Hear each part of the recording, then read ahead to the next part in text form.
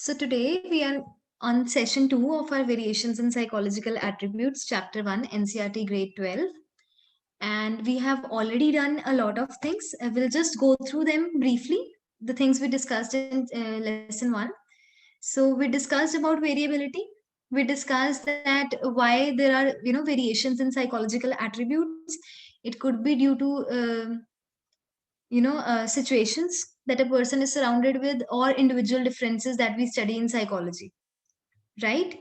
Then we did assessment of just a minute. Then we did assessment of psychological attributes, that how can we actually measure their measure these psychological attributes. And when we say assessment of psychological attributes, it means to measure those attributes as well as evaluate them. So हम एक test में पहले scoring करते हैं and then उसको evaluate manual, right? Then we did that assessment is of two types. We have formal assessment and we have informal assessment. Formal assessment is objective, standardized, and organized. Informal assessment varies from case to case and assessor to assessor. And we also studied that psychologists use more of which kind of assessment? Formal or informal? Formal. Formal. Perfect. And then we discussed कि psychological assessment क्या use किस लिए होती है, what kind of procedures it uses, and what does it evaluate. So it uses systematic testing procedures, it uses formal testing, and it tries to assess the psychological attributes of a person. एक person की क्या abilities हैं, क्या उसकी personal qualities हैं, किस तरीके का behavior है. All these things are measured through psychological assessment, right? Then हमने इंटेलिजेंस की डेफिनेशंस बहुत अच्छे से लर्न करने की कोशिश करी थी. हमने देखा था कि कौन कौन से साइकोलॉजिकल एट्रीब्यूट्स हैं, right? Intelligence, aptitude, interest, personality, values.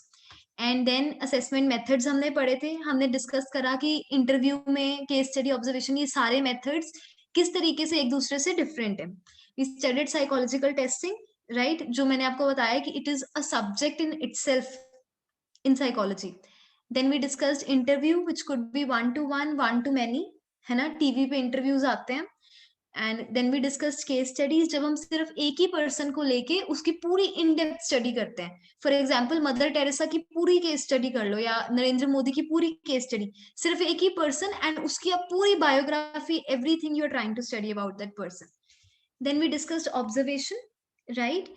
And we discuss self report, जिसमें एक पर्सन अपने बारे में फैक्चुअल इंफॉर्मेशन देने की कोशिश करता है, राइट? इसमें यहाँ तक कोई doubt? No ma'am, clear, right? It's easy. फिर हमने डिस्कस करा एल्फिने की इंटेलिजेंस की डेफिनेशन. हमने इसको एक्रोनिम से याद करने की भी कोशिश करी थी. जूरी याद है? JURY, है ना? टू जज well, to understand well and reason well.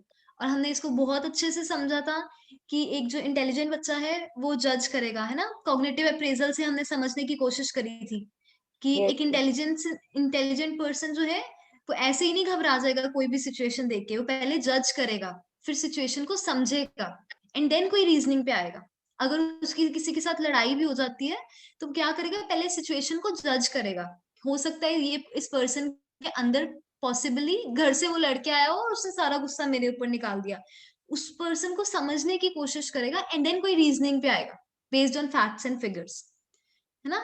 Then Wechsler की डेफिनेशन करी हमने, and I told you that this is the most important and most accepted definition. अगर आपको एग्जाम में आता है, you give a meaning, etymological meaning, dictionary meaning दो, and then you come to Wechsler's definition and you can also give some example for the same. ठीक है?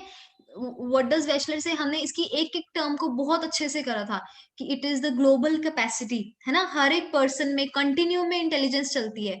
कोई भी ऐसा पर्सन नहीं है जो इंटेलिजेंट नहीं होगा, है ना? थोड़ी, even if a person is retarded, intellectually disabled है, तब भी उस पर्सन में थोड़ी 10%, 5% कुछ ना कुछ इंटेलिजेंस तो होगी ही. So every individual has intelligence. Then what is intelligence? It is to think rationally, to act purposefully and deal effectively with his or her environment. तो इसको भी हमने अच्छे से लर्न करा था, है ना? I hope this definition is clear. It is very important. Okay. Then we also did, कहाँ गया? Oh, yes, Gardner and Sternberg. I told you कि इन्होंने क्या बोला, इन्होंने कहा कि एक इंटेलिजेंट पर्सन ये नहीं है कि सिर्फ अपनी एनवायरनमेंट को अडेप्ट करता है, बट वो एनवायरनमेंट को मॉडिफाई भी करता है, उसको शेप भी करता है.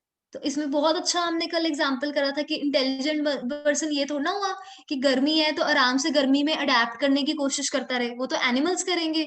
इंटेलिजेंट पर्सन जो है वो अपनी सिचुएशन को अपने कंफर्ट के अकॉर्डिंगली, रिक्वायरमेंट के अकॉर्डिंगली मॉडिफाई और शेप भी कर सकता है, राइट? Yes, ma'am. फिर हमने थियोरीज ऑफ इंटेलिजेंस करी, psychometric approach and information processing approach.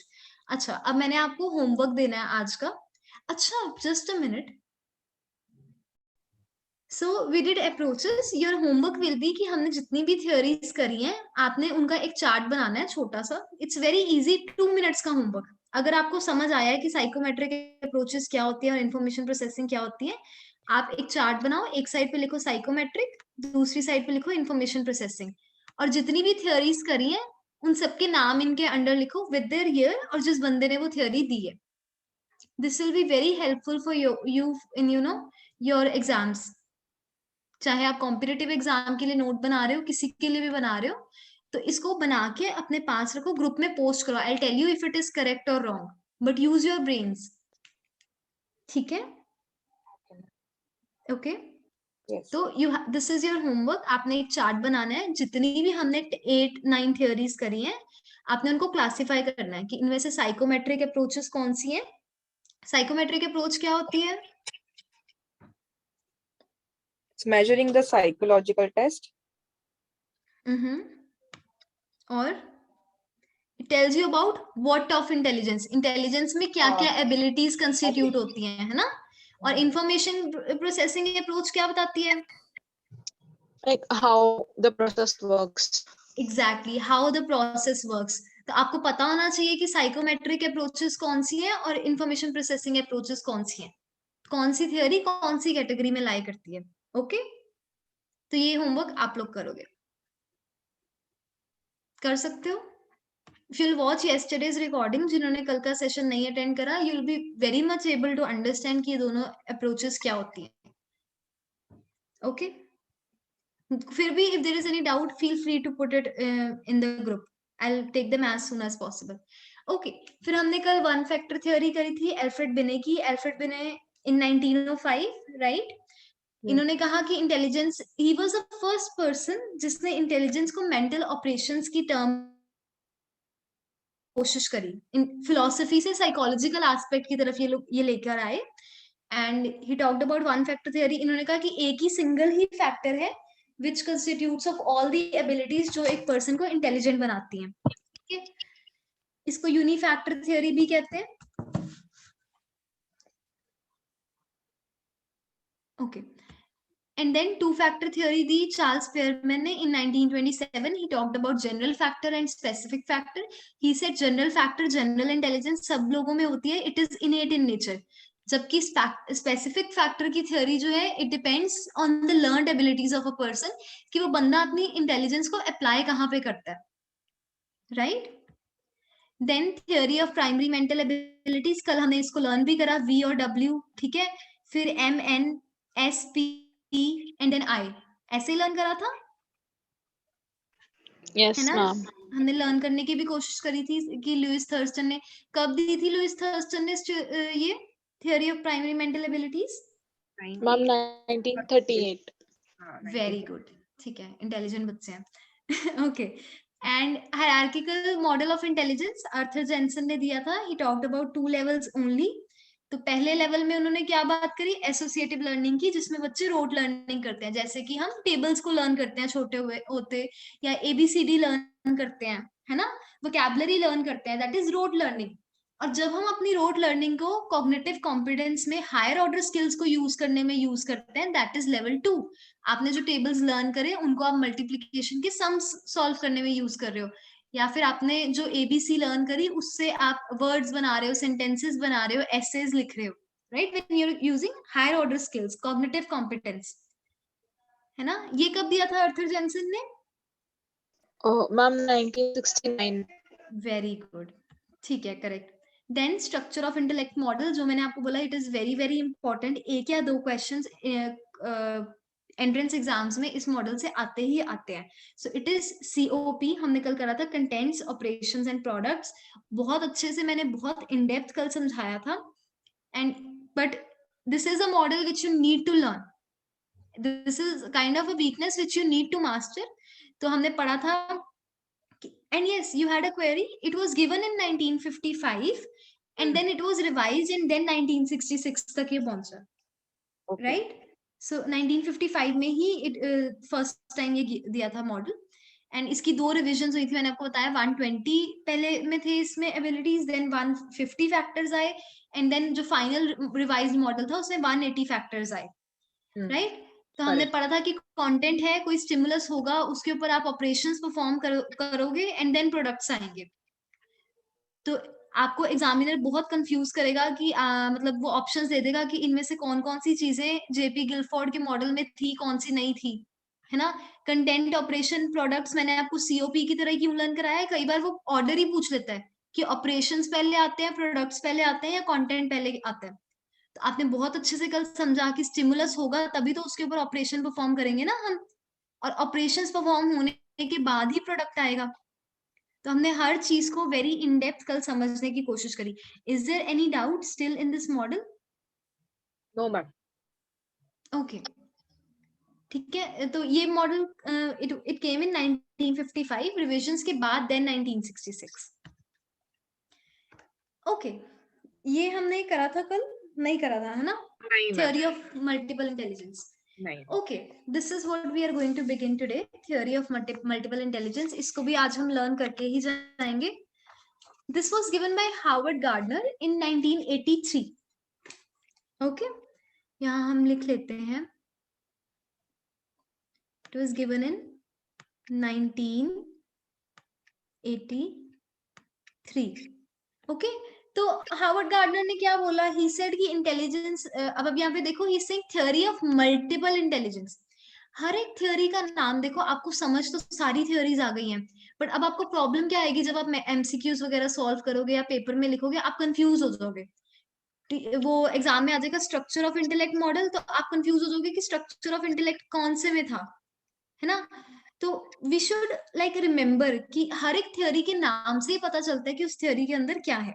1 factor theory बहुत इजी है, इसमें एक ही फैक्टर की उसने एक ही एबिलिटीज की बात करी. 2 फैक्टर में उसने जनरल और स्पेसिफिक 2 ही फैक्टर्स हैं. अब प्राइमरी मेंटल एबिलिटीज में और थ्योरी ऑफ मेंटल इंटेलिजेंस में कंफ्यूज नहीं होना है. Theory of primary mental abilities पहले आई थी, है ना. इट केम इन 1938, है ना. थर्स्टन ने दी थी, और थर्स्टन ने सिर्फ 7 एबिलिटीज की बात करी जो कि प्राइमरी हैं, जो बहुत बिगिनिंग में एक पर्सन में होती है. अभी जो हम थ्योरी पढ़ रहे हैं that is theory of multiple intelligence, जो कि इंटेलिजेंस की टाइप्स की बात कर रही है. अब आप देखो इस थ्योरी में he is talking about primary abilities. जैसे अब वर्बल कॉम्प्रिहेंशन हो गया, वर्ड फ्लुएंसी हो गया, ये तो बच्चे छोटे होते ही सीख लेते हैं. न्यूमेरिकल एबिलिटीज हो गया, स्पेशल रिलेशंस हो गया, है ना. तो ही टॉक्ड अबाउट, पहली चीज तो ये इसने 7 थ्योरीज, 7 की बात करी. नंबर इज लेस, पहले आई है, थर्स्टन ने दी है. एंड इसमें वो बात कर रहे हैं उन चीजों की जो कि प्राइमरी है, जो पहले ही आ जाती है. And he is talking about abilities, he is not talking about types of intelligence, he is talking about abilities. Abilities जो कि हम किस में पढ़ते हैं, इंफॉर्मेशन प्रोसेसिंग में, या किस में पढ़ते हैं.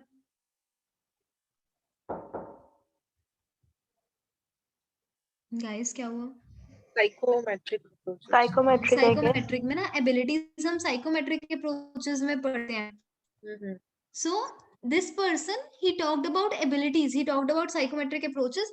इसने टाइप्स ऑफ इंटेलिजेंस की नहीं, the primary abilities to be intelligent की बात करी.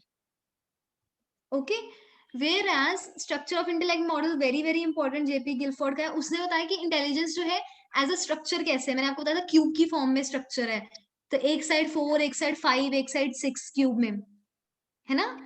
सो you need, if you are a visual person, you need to visualize these things की स्ट्रक्चर ऑफ इंटेलेक्ट मॉडल दिमाग में आते ही आपके सामने एक क्यूब आ जाना चाहिए.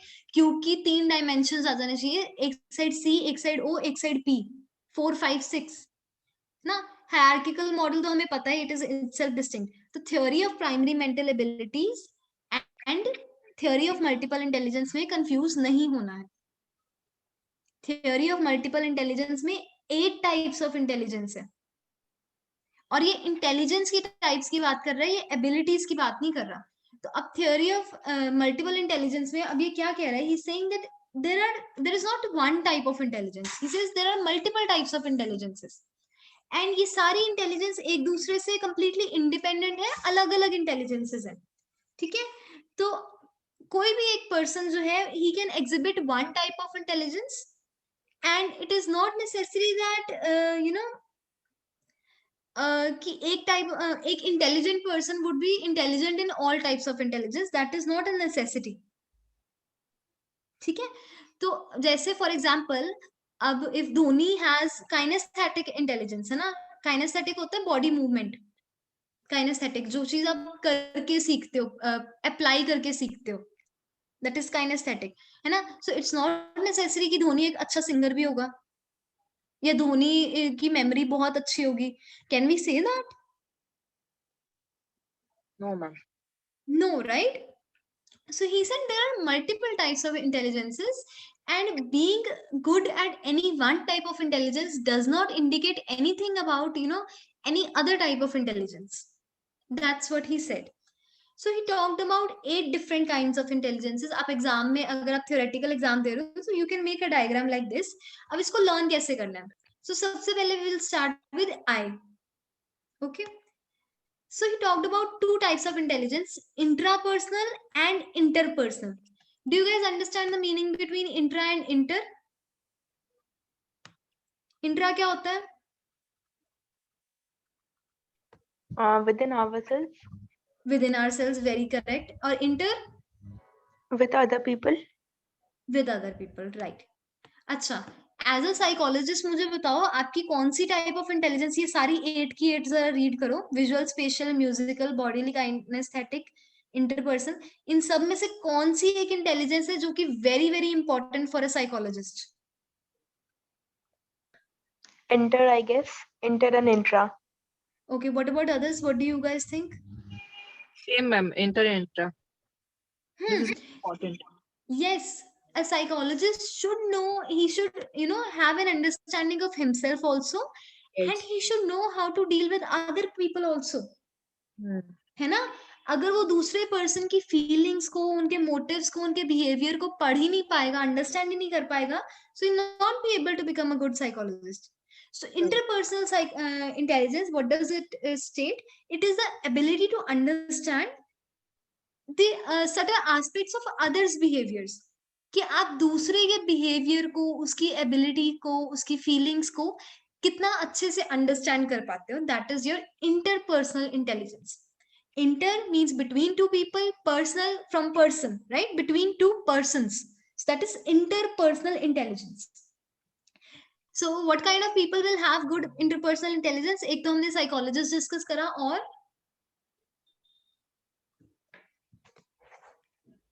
psychologists, counselors.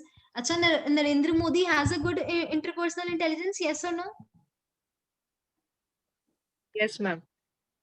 है ना, he does, because being a politician also you need to have good level of interpersonal intelligence. आपको पता होना चाहिए लोग क्या, किस तरीके से behave करते हैं, and what do they expect from you, isn't it? Yes, So that's also very smart intelligence. अच्छा, फिर there are religious leaders, they have to also influence people, yes or no? Yes. Yes. है ना, तो उनको पता होना चाहिए लोग किस तरीके से सोचते हैं, that is why pandits are able to tell you, है ना, उनको पता है every third person has this financial problem, या ये एक आधी प्रॉब्लम तो होगी, तो उसको देख के ही वो जज कर लेते हैं, and then they comment on that person, isn't it? तो उनकी इंटरपर्सनल इंटेलिजेंस कितनी हाई है, दो दे क्लेम कि हमारी इंट्रापर्सनल इंटेलिजेंस हाई है, हम बहुत पहुंची हुई हस्ती हैं, एंड हम अपने सारे डिजायर सब कुछ त्याग चुके हैं, but what is their actual, कौन सी इंटेलिजेंस पे हाई है वो, इंट्रा पे या इंटर पे? Intrapersonal. नहीं, वो इंटरपर्सनल पे हाई है ना, क्योंकि वो आपको समझ पा रहे हैं, बट Yes, एक्चुअल में sorry, उनको अपने interpersonal. बारे में कुछ नहीं पता है. They are not like philosophers और समथिंग. जो एक इंट्रापर्सनल इंटेलिजेंस पे जो पर्सन हाई होगा, he will be able to understand his own feelings, motives and desires more properly. तो उस पर्सन को पता होगा कि उसकी स्ट्रेंथ्स क्या है, उसकी वीकनेसेस क्या है, what are the things that he needs to work on. तो that person will be more interested in knowing about himself, knowing about his body, knowing about his spiritual aspects, all these things. That is something that we study in intrapersonal intelligence. तो ऐसी intelligence to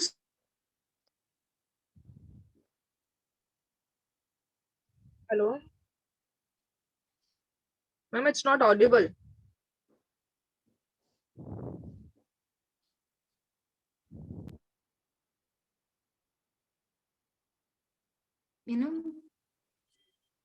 confuse हो गए.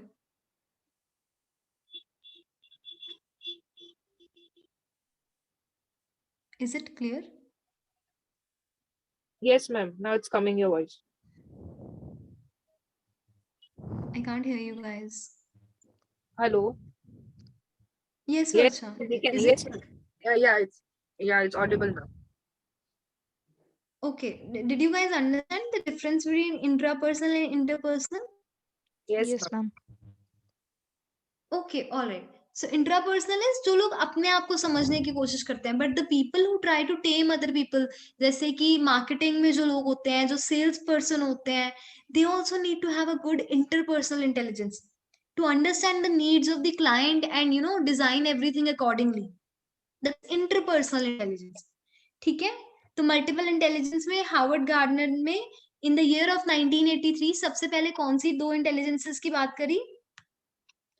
Interpersonal and intrapersonal. Okay. इसके बाद अब हम क्या learn करेंगे? Just a minute.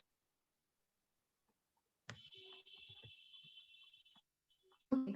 Then let us come to letter L, which he used. Okay. Where is my pencil? Okay. Logic.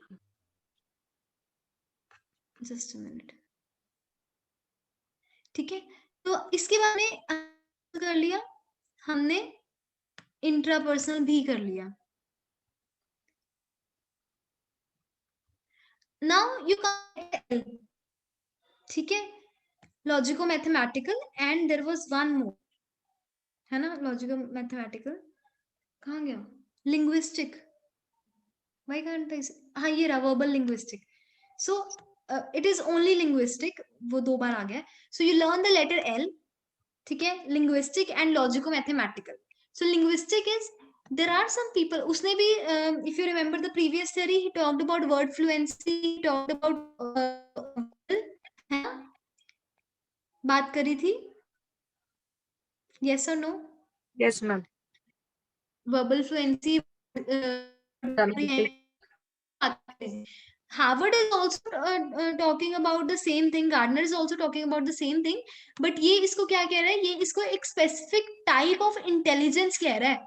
Ability की बात नहीं कर रहा. ये कह रहा है कि ये भी एक intelligence है कि words को कैसे एक अच्छे तरीके से आप use कर लेते हो, है ना. How do you use the words or vocabulary in such a way that the capacity to use language frequently. You must be seeing there are people जिनको कितनी सारी languages आती होती हैं, है ना. So while for some of us language is the most boring part और हम लोग पढ़ना ही नहीं चाहते हैं, and we are like कि हमें English आती ही नहीं है or something like that. And there are other kind of people जो इतनी सारी languages सीख लेते हैं, है ना. So he's saying linguistic is also a type of intelligence. So these kind of people, they will be very sensitive to different shades of word meanings. उनको एक ही word के कितने सारे synonyms और antonyms ऐसे ही याद हो जाते हैं, है ना. तो इसका बेस्ट एग्जांपल क्या होगा? जो लोग बुक्स लिखते हैं, राइटर्स, पोएट, एक ही चीज को कितनी लैंग्वेजेस में कितने अच्छे से फ्रेम करके आगे रख देता है. Isn't it? Yes, ma'am. So if you talk about Chetan Bhagat, that means he is high on linguistic intelligence. है ना. The poets like Harivansh Rai Bachchan or other poets, they are also high on linguistic intelligence, क्योंकि उनको पता है कि words को वो कैसे अलग अलग तरीके से अलग अलग मीनिंग्स के साथ यूज कर सकते हैं. Second type of intelligence is जिससे हम सबको डर लगता है, that is logical mathematical type of intelligence, है ना। लॉजिक और मैथमेटिक्स ये आपके पेपर 1 का भी पार्ट होता है। सो logical mathematical type of intelligence, उसने भी बात करी थी मैथमेटिक्स की, यस और Yes. नो, है ना। Yes. Yes. न्यूमेरिकल एबिलिटीज की बात क्या कहते हैं, थर्स्टन ने भी करी थी, गार्डनर भी यही बात कर रहे हैं, yes. So he is also saying logico mathematical, the type of intelligence everybody is afraid of, तो भी कुछ लोगों के पास होती है। These kind of people they are very good at abstract reasoning. तो जैसे मैंने उस दिन भी आपको एग्जांपल्स दिए थे of you know family tree and all these things, फिर मैथमेटिक्स में आप रेशियो प्रोपोर्शन कितनी सारी तरह की चीजों के आप बात करते हो, and there are some people who would be very good at mathematics and sometimes they wouldn't be good on other subjects. So what kind of intelligence do those people have? They have logical mathematical kind of intelligence. तो जिन लोगों को mathematics में जैसे Nobel prize मिलता है ना, जो scientists हैं, they all are good at this type of intelligence, logical mathematical, the kind of people who go in physics, है ना। ठीक है, तो पहले हमने कौन सा लेटर करा, I, now we did letter L, और दोनों की हमने दो यानी कि 4 types of intelligence we have learned, given by Gardner in the year 1983, right? Okay, we'll delete. Then we'll now do M and N. L के बाद M और N आता है ना, ठीक है। So M for Musical. musical. Okay, how many of you listen to music? All the time, ma'am.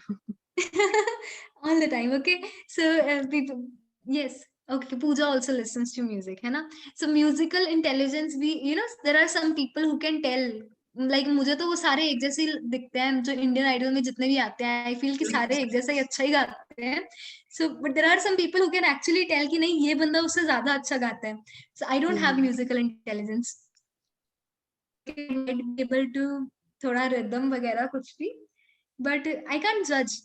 But there are people who are high on musical intelligence, उनको बहुत अच्छे से they can recognize कि musical rhythms में क्या difference है, how to produce those rhythms, उनको manipulate कैसे करना है, they're very sensitive to sound. तो मतलब जो इंडियन आइडल के जो जजेस हैं, they have high musical intelligence, तभी तो they can judge कि ये person अच्छा गा रहा है या नहीं गा रहा, and they can like sing in so many, you know, rags and everything. So these are the kind of people who are high on musical intelligence. थोड़ी बहुत शायद हम सब में ही होती है, we all can, you know, ham a little bit, but हाँ, musical intelligence. Okay, और N से, N for Naturalistic. yes, naturalistic. So these kind of people, they are able to identify the features of, you know, natural world. तो flora fauna, these people are very interested in that. तो आपने देखा होगा some people they are so fond of gardening, जो gardeners होते हैं they are high on this naturalistic intelligence. वो फटाफट बता देंगे ये पौधा ये वाला है, ये वाला पौधा ये वाला है, या इस पौधे में ये खराबी है, और एनीथिंग। whereas हम लोगों को इतना नहीं याद रहता, भाई सारे एक जैसे ही तो दिखते हैं ऑलमोस्ट, unless or until उस पे फ्रूट लगा हो, है ना। तो we can't discriminate between leaves and everything. So there are people, flora and fauna होता है, flora आप flowers से याद रखो, we talk about plant life and flora, and fauna is animal life. Okay, so there are some people who are able to identify the features of natural world very nicely. So they are able to identify the features of natural world, that is why they are high on naturalistic intelligence. Make sense? Farmers हो गए, है ना, वो उनको पता भी लग जाता है ये बीज अच्छी क्वालिटी का है, ये वाला अच्छी क्वालिटी का नहीं है, या ये फर्टिलाइजर अच्छा है ये नहीं है ना। Farmers, then there are hunters, tourist, है ना, उनको भी बॉटनिस्ट हो गए, बायोलॉजिस्ट हो गए, all these people they are high on naturalistic type of intelligence. तो हमने 1983 की हॉवर्ड गार्डनर की थ्योरी में we first studied 2 types of I, that is interpersonal and intrapersonal. Then we learned 2 types of L, linguistic and logico-mathematical. Then we studied M and N, musical and naturalistic. तो ये 6 तो आपको भी याद हो गए होंगे, Yes, ma'am. right? Now we are left with two other type of intelligence, जिसमें आपने याद रखना है धोनी को सबसे पहले. Okay, why he is bodily kinesthetic. अच्छा मुझे बताओ, थर्स्टन ने बात करी थी बॉडीली काइनेस्थेटिक की. No, ma'am. No, ma'am. No, yes, उसने इस बात चीज की बात ही नहीं करी. तो लाइक जैसे हमारे घर पे होता है ना कि पेरेंट्स डोंट थिंक दैट जो बच्चा अच्छा खेलता है ही इज इंटेलिजेंट. दोबारा है ना. So he talked about bodily kinesthetic intelligence also. Not everybody can play, not everybody can dance, not everybody can do gymnastics or karate, isn't it?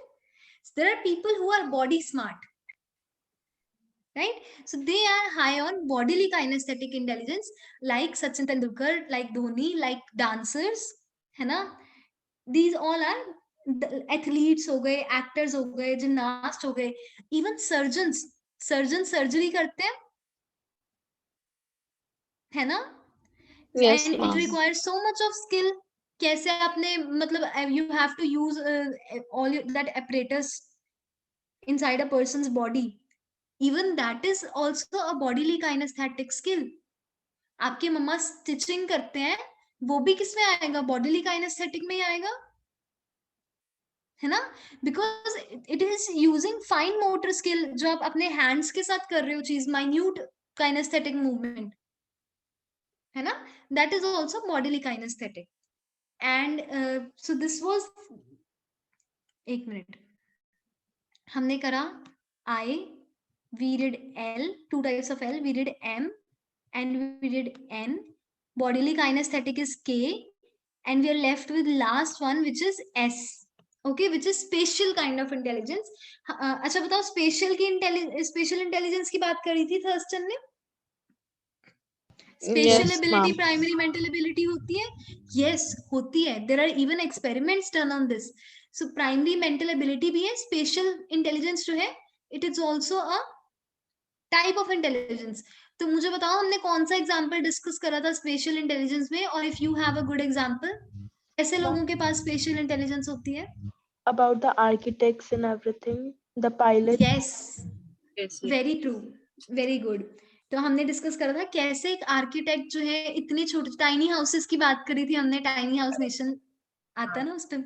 तो we discussed about that, है ना. कैसे छोटी सी जगह में इतनी स्पेस क्रिएट कर देते हैं. दे आर सो स्मार्ट कि वो अपने ब्रेन के अंदर ही they are able to create space, and they are able to imagine, form images, mental images, and think कि कैसे मैं इस स्पेस को अच्छे से यूज कर सकता हूँ. तो कैसे लोगों के पास ये इंटेलिजेंस होती है? पायलट्स के पास, आर्किटेक्ट्स के पास, सेलर्स हो गए, इंटीरियर डिजाइनर्स हो गए. All these people have special intelligence. Make sense? Easy, Yes, याद ma'am. हो जाएगा. Yes. काइनेस्थेटिक और स्पेशल को यू गाइस कैन रिमेम्बर कि जैसे आई के बाद KLMN एंड देन N में S. अगर आपका नाम S से स्टार्ट होता है फिर तो आपको कोई इशू होगा ही नहीं. ठीक है, okay, let's move ahead. Any doubts in this? No, ma'am. कौन से ईयर में दिया था ये इसने? 1938. 19 क्या?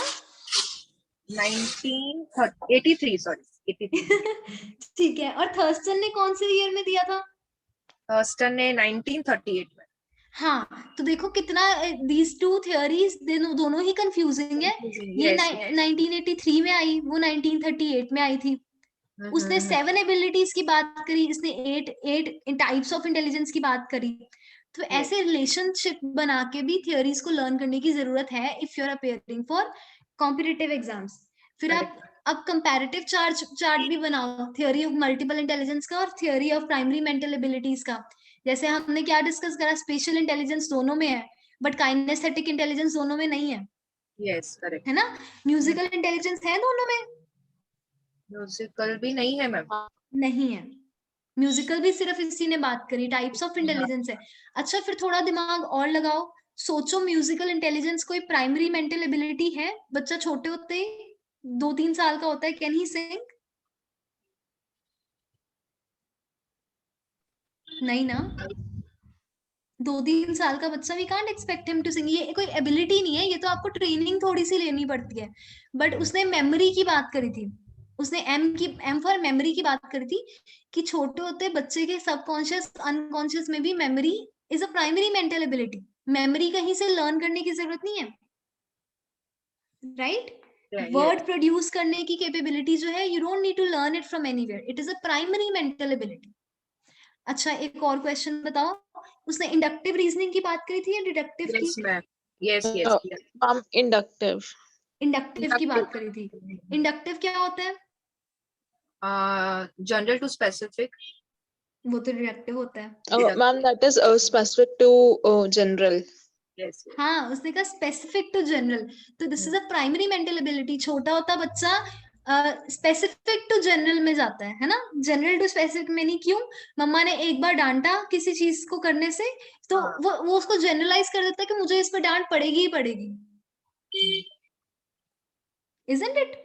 Correct. या मुझे रिवॉर्ड मिला रीइंफोर्समेंट, अगर मैं ऐसे करता हूँ तो मम्मा खुश है, तो वो स्पेसिफिक से जनरलाइज कर देता है कि मैं हर बार अगर ऐसा करूंगा everybody would clap and appreciate me. So he talked about inductive primary mental ability. ठीक है, आई होप ये चीजें अब आपको नहीं भूलेंगी. चले आगे. Yes, ma'am. ओके. नहीं, ये थैंक यू नहीं है, ये एक्चुअल में यहाँ से स्टार्ट होना था. थ्योरी ऑफ मल्टीपल इंटेलिजेंस हमने कर लिया 1983 1938 में थर्स्टन ने दी थी. Okay, please pardon me for the diagrams, ये बहुत एंड मोमेंट पे मैंने लगाए हैं. ठीक है, due to shortage of time मैं आपको बना के पूरा समझाऊंगी. So this is all wrong. अच्छा नहीं, ठीक है. Okay, so there is triarchic theory of intelligence. अच्छा, इसमें भी थोड़ी कंफ्यूजन हो जाती है. ट्रायर्किक थ्योरी ऑफ इंटेलिजेंस किसने दी है? स्टर्नबर्ग ने. तो इसको स्पीयरमैन की जो 2 फैक्टर थ्योरी है उसके साथ कंफ्यूज नहीं करना. स्पीयरमैन ने कौन से ईयर में दी थी? 1987. 1927 में. स्टर्नबर्ग बाद में आया था. स्टर्नबर्ग ने 1985 में दी है. ठीक है, तो इसको लिख लो. स्टर्नबर्ग, सुंदर सुंदर लिख लो. ठीक है, ही गेव इट इन 1985. इसने क्या दिया? 3 टाइप्स ऑफ इंटेलिजेंस की बात करी इसने. ठीक है, ओके. पहले कि हम समझे कि कौन सी 3 टाइप ऑफ इंटेलिजेंस की बात करी थी, पहले हम समझते हैं कि स्टर्नबर्ग ने इंटेलिजेंस को कैसे समझा. What is intelligence according to Sternberg? तो स्टर्नबर्ग ने बोला कि intelligence is the ability to adapt, shape and select environment to accomplish one's goals and those of society and culture. अच्छा, अगर आप याद करो, मैंने जब आपको करवाई थी, क्या कहते हैं, डेफिनेशंस, है ना, मैंने बताया ना, गार्डनर और स्टर्नबर्ग ने ये बात बोली थी कि सिर्फ इंटेलिजेंट पर्सन अडेप्ट ही नहीं करता, वो एनवायरनमेंट को शेप भी करता है इस तरीके से, हाँ, कि उसके गोल्स जो है वो फुलफिल हो जाए, जो भी वो चाहता है अपने कंफर्ट के लिए. एंड इसने कहा कि सिर्फ अपने गोल्स के लिए नहीं, सोसाइटी और कल्चर के गोल्स के लिए भी वो एनवायरनमेंट को शेप करता है और सिलेक्ट करता है. ठीक है, याद रहेगा गार्डनर और स्टर्नबर्ग ने क्या बोला था. अब डेफिनेशन भी याद होगी आपको. Yes, कि ma'am. not only you are supposed to adapt, you are also supposed to shape or select the environment. Intelligent person will be able to select कि अगर मेरे रूममेट्स अच्छे नहीं है और मैं यहाँ पे नहीं पढ़ पा रहा हूँ, तो I should probably do something to change my room. तो सिलेक्ट भी कर सकता है वो एनवायरनमेंट कि मैं अपने शरारती दोस्तों के साथ रूम में रहूं या अच्छे स्टूडियस बच्चों के साथ रहूं. मैं अपनी एनवायरनमेंट शेप करने का एग्जांपल मैंने आपको उसी दिन दिया, फैन वाला एग्जांपल, है ना. So these are little examples which can act as cues for you to learn. अच्छा, इसके so this was Sternberg's understanding of theory of intelligence. अब आपको इसके नाम से ही पता चल रहा है कितने टाइप ऑफ इंटेलिजेंस की बात कर रहे हो. ट्राई मतलब 3, है ना. ट्राइंगल पढ़ते हो, ट्राइंगल मतलब 3 एंगल्स. उसी तरीके से ट्राई आर्किक, इसने कहा कि 3 टाइप्स ऑफ इंटेलिजेंस होती है. ठीक है, ओके. तो अब हम पढ़ते हैं कौन सी 3 टाइप्स ऑफ, ऐसे आप ट्राइंगल बना सकते हो अपने एग्जाम में. ठीक है, सो पहली टाइप ऑफ इंटेलिजेंस जो इसने बात करी, एक इंटेलिजेंट पर्सन, देखो इसकी डेफिनेशन में ही पता चल रहा है कि ये बात कर रहा है सिचुएशन स्पेसिफिक चीजों की, कंटेक्स्ट की बात कर रहे हैं. कंटेक्स्ट होता है सिचुएशन. कैसे कॉन्टेक्स्ट में, किस कॉन्टेक्स्ट में टीचर ने आपको डांटा, किस कॉन्टेक्स्ट में मम्मा ने वो बात बोली थी, है ना, किस सिचुएशन में, with what respect to what. ठीक है, so first type of intelligence that Sternberg talked about was contextual intelligence. okay, sorry, this was a third type of intelligence, but yeah, contextual intelligence, which is practical intelligence. तो क्या मतलब है contextual intelligence का? What is it according to you? उसकी definition से ही बहुत अच्छे से क्लियर हो रहा है कि वो कंटेक्स्ट की बात कर रहा है. Or like maybe like how do we respond to the particular context in which we are in? Right, absolutely, कि हम जिस कॉन्टेक्स्ट में हैं, how do we actually deal with the environment की डिमांड्स के साथ कैसे हम डील करते हैं किसी भी कॉन्टेक्स्ट में, किसी भी सिचुएशन में, हम किस तरीके से we actually deal with those situations, that is contextual intelligence. ठीक है, कि फॉर एग्जांपल कंटेक्सचुअल इंटेलिजेंस मतलब आपकी प्रैक्टिकल इंटेलिजेंस है ना. तो जो आपने you learn something in your psychology class and then some context came and you actually applied it. तो जब आपने किसी कॉन्टेक्स्ट में अप्लाई कर लिया, अच्छा this was something that was taught by ma'am in the class और this is being applied here, probably my brother is getting so furious because there must be discussed, है ना. और जैसे मैस्लो की नीड हायरार्की मॉडल को आपने अपनी life में अप्लाई कर लिया. सबने पढ़ा हुआ है मैस्लो का need hierarchy model? Yes, biological needs. है ना. तो वो मीम्स भी बनते हैं, अगर आपने इंस्टाग्राम पे देखा हो, व्हाट्सएप पे लोग डालते हैं कि साइकोलॉजिस्ट तो जो है लव को they think of it as Maslow की थर्ड नीड, है ना, कि ये पूरी होगी अब इसके बाद ही मैं आगे पे जा सकता हूँ. Isn't it? So that is how you are applying it in the actual practical context. Contextual intelligence को practical intelligence भी कहते हैं. These people are street smarts. They are, इनकी business sense बहुत अच्छी होती है. They are very spontaneous. मतलब they know how to take decisions very quickly. कोई भी situation इनके सामने आती है, they मतलब इनको इतना टाइम नहीं लगता कि ये सारे pros and cons, ये फटाफट, they are very spontaneous people. तो इसलिए they are good at business sense, they are street smart people. तो इनको बहाने बनाने बहुत फटाफट, बहुत तेजी से आते हैं. So you know any person who is high on contextual intelligence?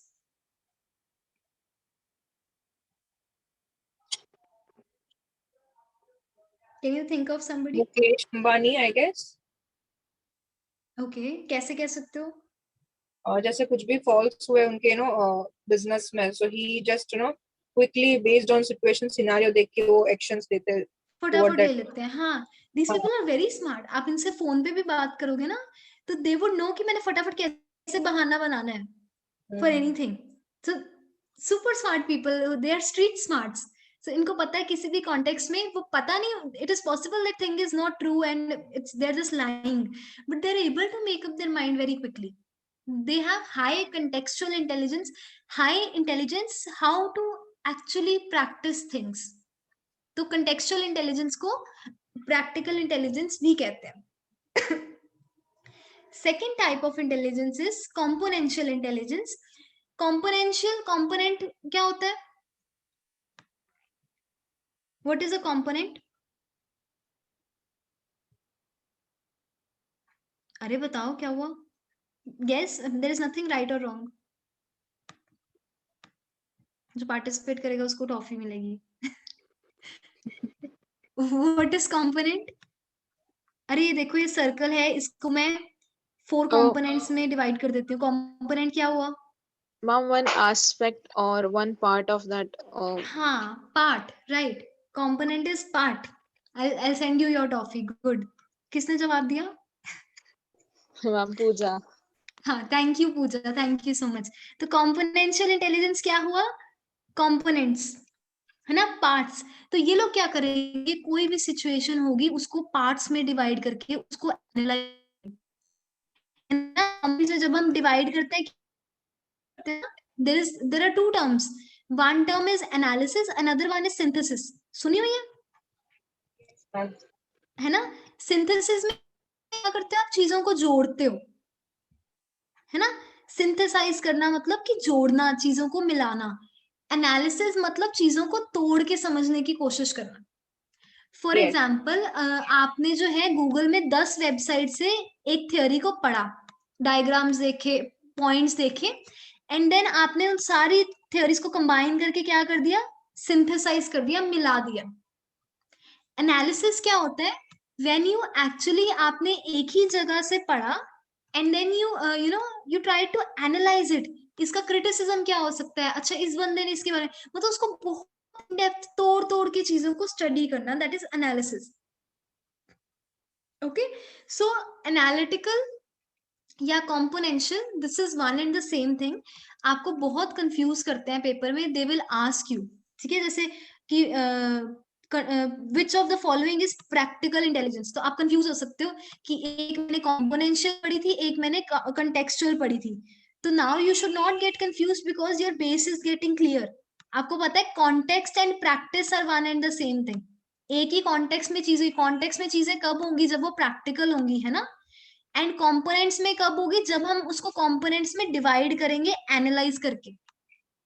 तो कंपोनेंशियल और कॉन्टेक्सचुअल में कंफ्यूज होना है या नहीं होना? नहीं होना। नहीं होना, गुड, ठीक है। अब कंपोनेंशियल इंटेलिजेंस को फर्दर 3 टाइप्स में डिवाइड करते हैं। तो अगर आप नहीं लिख रहे हो आप लिख सकते हो, क्योंकि I couldn't add it to the slide, ठीक है। सो कंपोनेंशियल इंटेलिजेंस के भी 3 कंपोनेंट्स हैं, इजी टू लर्न, है ना। तो अब आप कंफ्यूज नहीं होगे कि कॉन्टेक्सचुअल के 3 कंपोनेंट्स थे या कंपोनेंशियल के थे। कंपोनेंशियल के 3 कंपोनेंट्स थे, जब हमने एनालाइज करा तो हमें 3 कंपोनेंट्स मिले, ठीक है। एनालिटिकल इंटेलिजेंस के 3 कंपोनेंट्स है, 3 पार्ट्स हैं, 3 टाइप्स हैं। तो first one is meta component, देखो उसके नाम में भी आ गया मेटा कंपोनेंट, अब आप कंफ्यूज नहीं हो सकते। मेटा क्या होता है? Large. Higher order, yes, meta मतलब हायर ऑर्डर।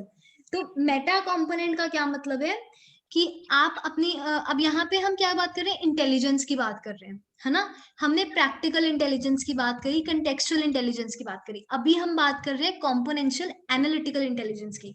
तो व्हेन आई से मेटा कंपोनेंट, दैट मीन्स वो बंदा जो है वो एनालाइज करने के लिए भी दिमाग लगा रहा है कि मैं कैसे एनालाइज करूं इस चीज को। It is meta component, thinking about thinking, ठीक है, कि अगर if I have to analyze a certain thing, how do I actually go about it, what are the procedures that I will use. तो अपने ही कॉग्निटिव प्रोसेसिंग को monitor करना, evaluate करना, that is meta component. Does it make sense? It Yes, ma'am. Involves planning concerning what to do and how to do, क्या करना है और कैसे करना है, that is your meta component. अच्छा, second type of component is acquisition component, knowledge acquisition component. तो आपने प्लानिंग कर ली, है ना, then you will acquire knowledge, है ना। जब तक नॉलेज एक्वायर नहीं करोगे तब तक कैसे कुछ आगे कैसे बढ़ोगे। तो नॉलेज एक्विजिशन में कंपोनेंट में आप क्या करते हो, आपने जिस भी चीज को एनालाइज करना है आप उसके बारे में नॉलेज को एक्वायर करते हो। अगर मैं गूगल की वेबसाइट पे किसी बुक से थ्योरी अच्छे से पढ़ूंगी नहीं तो मैं उसका एनालिसिस कैसे करूंगी, है ना। मैंने सोच लिया, इट्स पॉसिबल, पहले आप नॉलेज एक्वायर करो and then you go about, but हाँ मेटा कंपोनेंट, पहले आप सोचोगे कि मुझे कहाँ से थ्योरी एनालाइज करनी है।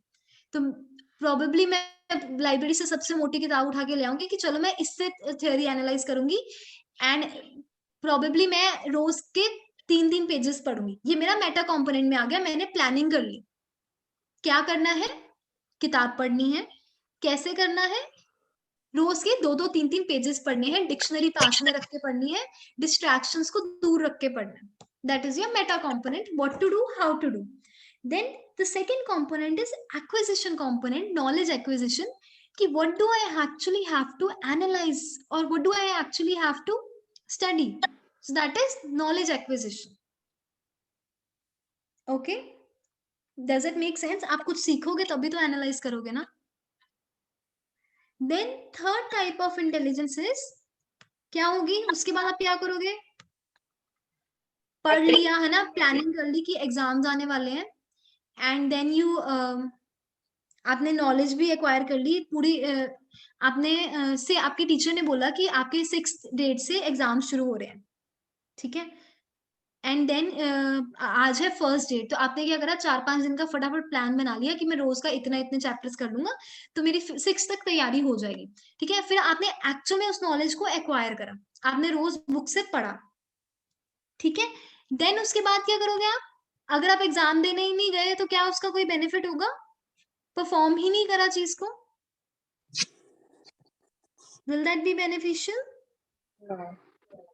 नो, राइट, उसका कोई बेनिफिट ही नहीं होगा। तो third component is performance component, जिसमें आपने एक्चुअल में चीजों को परफॉर्म करना है, टेस्ट देना है। ठीक है, actually doing the things, that is your third type of component. Did that make sense? Yes, ma'am. दोनों कंपोनेंट अच्छे से समझ आए, प्रैक्टिकल और analytical? Yes, yes. Practical was contextual. This is componential. Componential के further 3 types कौन से हैं? Meta components, equation knowledge, and performance. Very good, perfect. तो तीनों आपको अभी याद हो गए हैं। अब हमने ट्रायआर्किक थ्योरी ऑफ इंटेलिजेंस का कॉम्पोनेंशियल भी समझ लिया, कंटेक्चुअल भी समझ लिया। Now we are left with third type of intelligence which is creative type of intelligence, जिसको हम एक्सपीरियंशियल टाइप ऑफ इंटेलिजेंस भी कहते हैं। अब एनालिसिस में आपने क्या करा था? You broke things. Here what you are going to do? You are going to create things. है ना, इसमें आपने पार्ट्स में डिवाइड करा अपने काम को, मैंने कैसे करूंगा, क्या करूंगा, कब करूंगा, तो all that thing you actually divided into 3 parts. Here you are going to use your experience, जो भी आपके experiences अब तक रहे हैं, to create something, to create solutions to the problems. ठीक है, so it's that is why this is called experiential or creative intelligence, because you are using your experiences, right? You're using your experiences to create solutions to problems.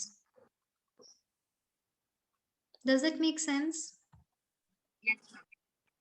Okay, तो ऐसे लोग क्या करेंगे?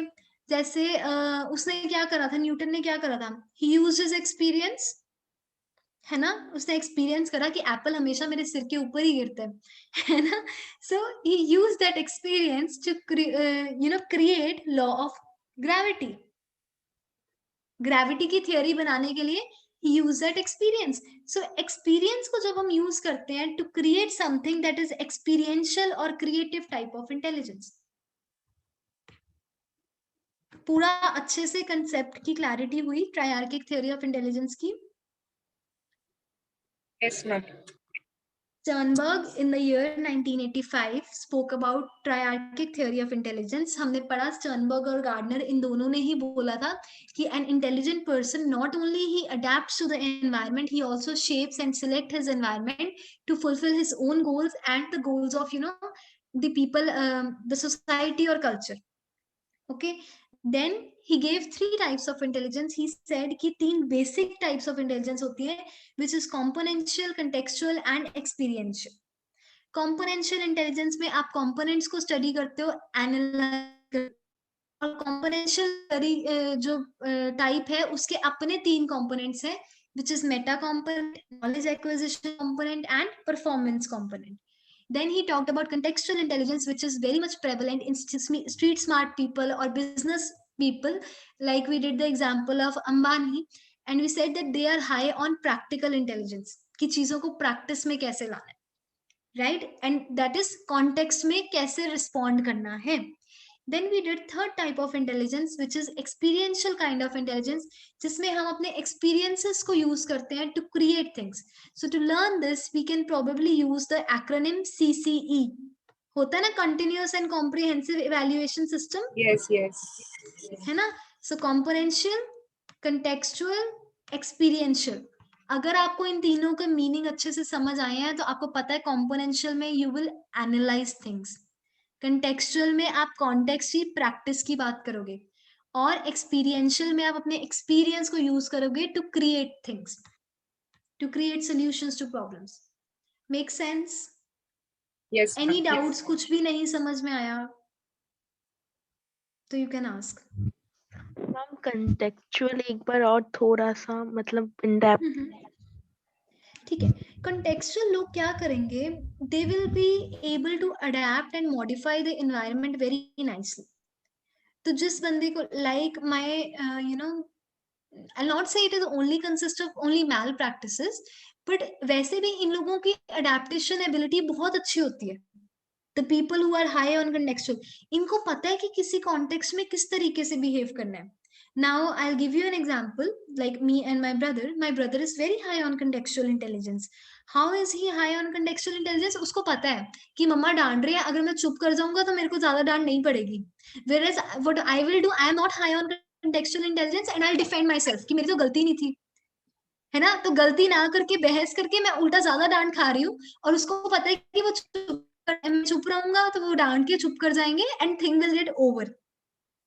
He knows how to actually apply his knowledge in the practical settings. कि psychology work कैसे करती है. Me studying psychology, I don't get this thing.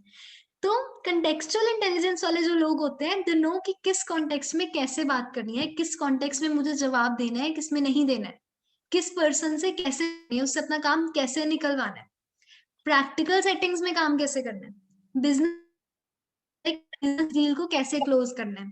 Salesman को कंटेक्स्ट में पता है. सेल्समैन वो नहीं है जिसने एमबीए कर ली है. मार्केटिंग का actual person is not the one who has done MBA और you know who has acquired degree, चाहे आप फॉरेन से ले आओ. नहीं है, आपको पता ही नहीं है कि डील क्लोज कैसे करनी है, किसी पर्सन से बात कैसे करनी है, किस सिचुएशन में कैसे डिसीजन लेना है. So you not high on textual intelligence, you not high on the practical intelligence. चीजों को प्रैक्टिस कैसे करना है. अगर एक काउंसलर को पता ही नहीं है कि किस कॉन्टेक्स्ट में मुझे कैसे काउंसलिंग करनी है, कौन से पॉइंट पे मैंने पॉज देना है and have to let the client speak, और कौन से पॉइंट पे आई हैव टू स्पीक, तो he is not high on contextual intelligence. किस कंटेक्स्ट में, किस सिचुएशन में, किस तरीके से अपने स्किल्स को प्रैक्टिस करना है, that is what contextual intelligence tells you about. अब समझ आया? Yeah, ma'am, it's clear. Okay. Do you guys get zone out? Zone out तो नहीं हो गया था कहीं पे, कुछ नहीं सुना हो या कुछ भी ध्यान कहीं और चला गया हो? No, ma'am, no, clear. Okay. अगर zone out भी हो जाता है, I want you guys to, you know, you are attending the live session, so you can ask again कि मैम यहाँ पे I got a little distracted, you can repeat and I'll repeat it for you. Okay. Okay, so it's about to get 8. You guys want to complete this model today या फिर बाकी का हम कल करें? It's a big model. It's a very important model. Past model of intelligence है JP दास का. If you want, I'll complete it today. इसके बाद भी we'll still be left with half of the chapter. So you want to do it today or in the next session?